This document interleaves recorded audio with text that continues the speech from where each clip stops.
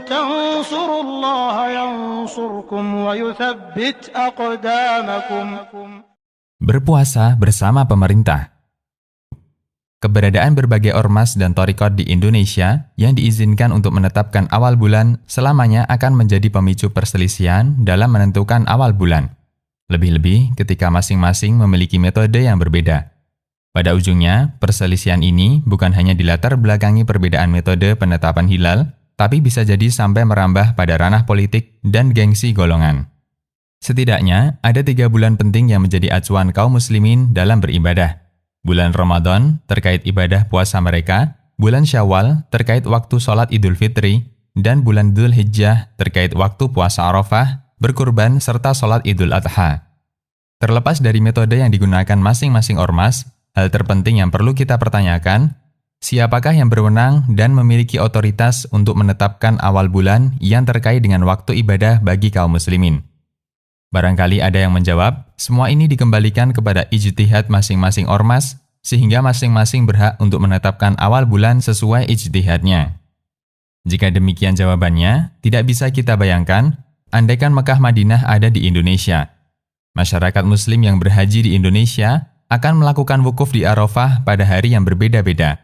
Pertama yang wukuf, penganut thariqat An-Nadir, besoknya penganut thariqat Naqsabandiyah, disusul berikutnya anggota Ormas Muhammadiyah, di hari yang keempat pemerintah bersama NU, dan wukuf paling akhir NU Salafiyah.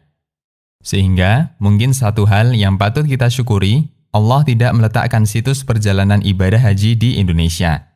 Susah untuk dibayangkan bagaimana carut-marutnya umat jika wukufnya berbeda-beda.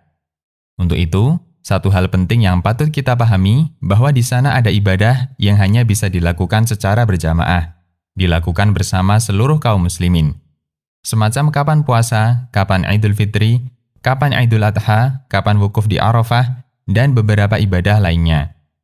Sementara ibadah yang bersifat jamaah semacam ini tidak mungkin bisa disatukan kecuali melalui pemerintah.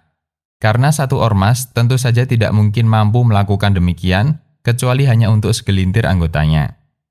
Di antara dalil yang membuktikan hal ini. Pertama, Allah menjadikan hilal sebagai acuan waktu ibadah bagi seluruh manusia. Allah Subhanahu wa Ta'ala berfirman, yang artinya, mereka bertanya kepadamu tentang hilal.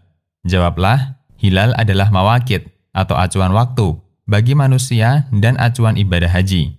Quran Surat Al-Baqarah ayat 189. Karena itu, hilal disebut hilal sebab dia ustuhilla bainan nas, yaitu terkenal di tengah masyarakat. Syekhul Islam mengatakan, hilal adalah nama acuan waktu ketika dia terkenal. Karena Allah jadikan hilal sebagai acuan waktu bagi seluruh umat manusia dan untuk acuan haji. Dan semacam ini hanya bisa terjadi ketika dia dikenal masyarakat dan sangat masyhur. Majmu' Fatawa. Kedua, Nabi SAW memberikan acuan waktu puasa, Idul Fitri, dan Idul Adha berdasarkan kesepakatan masyarakat. Dari Abu Hurairah radhiyallahu anhu, Nabi SAW bersabda, hari berpuasa, yaitu tanggal 1 Ramadan, adalah hari pada hari di mana kalian semua berpuasa. Hari Fitri, yaitu tanggal 1 Syawal, adalah pada hari di mana kalian semua melakukan hari raya, dan hari Idul Adha adalah pada hari di mana kalian semua merayakan Idul Adha. Hadis riwayat Tirmidzi, Ad-Darqutni, dan disahihkan Al-Albani. Apa makna hadis? Setelah menyebutkan hadis ini, At-Tirmidzi mengatakan, sebagian ulama menjelaskan hadis ini, di mana beliau mengatakan, makna hadis ini bahwa puasa dan hari raya dilakukan bersama jamaah, kaum muslimin dan seluruh masyarakat. Sunan At-Tirmidzi. Dan Anda tentu sepakat, semacam ini tidak mungkin bisa dilakukan kecuali pemerintah. Ketiga, inilah yang menjadi prinsip kaum muslimin sejak masa silam.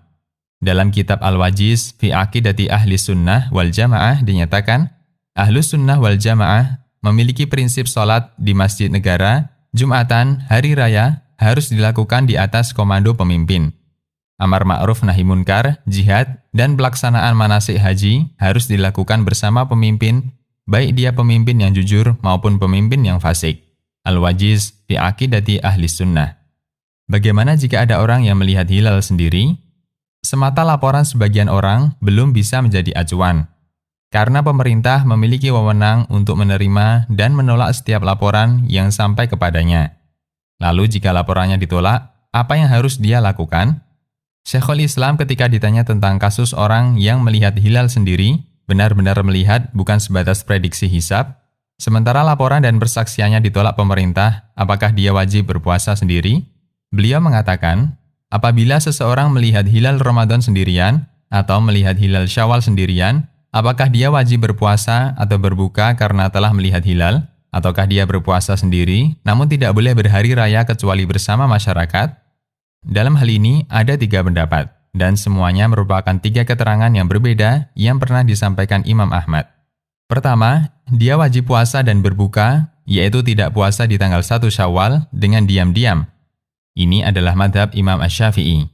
Kedua, dia wajib berpuasa diam-diam, namun dia tidak boleh berbuka, yaitu tidak puasa di tanggal 1 Syawal kecuali bersama masyarakat. Dan ini adalah pendapat yang masyhur dalam madhab Imam Ahmad, Imam Malik, dan Abu Hanifah. Ketiga, dia hanya boleh berpuasa dan berhari raya bersama masyarakat. Dan ini adalah pendapat paling kuat. Majmu' Fatawa. Dari keterangan beliau, satu kesimpulan yang bisa kita katakan sebagai kesepakatan ulama, bahwa mereka menghormati keputusan pemerintah untuk menentukan awal bulan. Sehingga meskipun ada orang yang sudah melihat hilal Ramadan pun, dia hanya boleh puasa diam-diam. Selanjutnya, lebih jauh Syekhul Islam menegaskan, tidak bisa disebut tanggal 1 jika itu hanya kesepakatan segelintir orang. Beliau mengatakan, syarat disebut hilal dan bisa ditetapkan awal bulan atau syahrun karena dia masyhur dan dikenal oleh masyarakat. Sehingga andaikan ada 10 orang yang melihat hilal, namun belum terkenal di tengah masyarakat atau penduduk negeri karena persaksian mereka ditolak atau karena mereka tidak melaporkan, maka status mereka sama seperti kaum muslimin yang lain. Sehingga sebagaimana dia tidak boleh wukuf, berkurban, sholat Id, kecuali bersama kaum muslimin, demikian pula mereka juga tidak boleh puasa kecuali bersama kaum muslimin. Majmu' Fatawa. Lebih dari itu, kita punya kaidah terkait perselisihan yang menyangkut kepentingan kaum muslimin. Keputusan pemerintah itu memutus perselisihan. Kita anggap bahwa masing-masing ormas berhak berijtihad, lalu apakah masyarakat bebas memilih ormas yang dia gandrungi? Bukan demikian solusi yang tepat. Ijtihad dan keputusan ormas tidak berlaku ketika pemerintah menetapkan keputusan yang berbeda dengannya. Dan selanjutnya itu yang menjadi keputusan negara. Demikian, Allahu a'lam.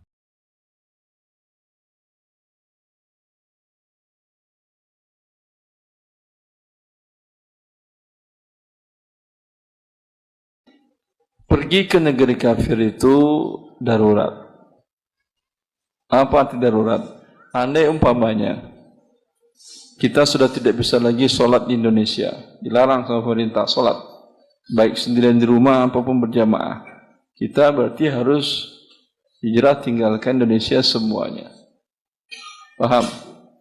Sekarang kan masih boleh kita sholat di Indonesia baik sendiri-sendirian dengan berjamaah, menunjukkan syiar-syiar Islam. Tidak ada pernah melarang pemerintah. Jelas? Ya. Kemudian Anda pergi ke negeri kafir yang di sana untuk sholat jamaah susah. Jelas? Semua orang buka aurat. Ya. Semua orang bikin perzina di mana-mana tanpa ada yang melarang. Itu kan namanya capek Anda. Kalau mau masuk neraka ngapain jauh-jauh kan gitu kan ya. Di Indonesia kan juga bisa masuk neraka kalau pengen masuk neraka. Tujuan Anda, uang sudah keluar, badan sudah capek, itu ingin mendapatkan kebahagiaan. Jelas? Kebahagiaan itu dapat di mana? Dengan bertakwa kepada Allah. Perjalanan yang paling baik di atas muka bumi Allah dan menjadi ibadah, ada 3 jenis perjalanannya. Pertama, perjalanan ibadah haji dan umrah. Kedua, perjalanan mencari rezeki Allah yang halal. Ketiga, perjalanan berjihad fi sabilillah. Dan di sana rasa kebahagiaan itu di sana. Bukan sekedar melancong sana, melancong sini. Tidak ada bahagianya, lelah badan Anda malah. Rusak tubuh Anda. Apalagi jauh dari keluarga dan istri, dan dari orang tua.